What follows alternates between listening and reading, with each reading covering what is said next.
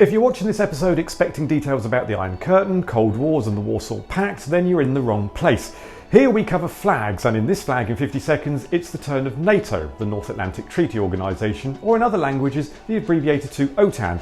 I'm pretty sure the last one is a sombre poem by John Keats. The NATO flag consists of 4 white lines that extend from the 4 points of the rose compass, which symbolises the movement towards the path of peace, while the dark blue is the Atlantic Ocean and has been in use since the 9th of November 1953.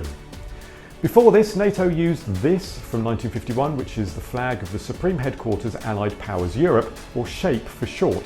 Sounds like something Gerry would have dreamt up in Super Mario Nation. However, the Council decided after a few years that a simpler, more striking design with the peaceful purpose of the treaty should be used instead. The compass guiding emblem of NATO, or OTAN, nothing to do with Keats or Thunderbirds.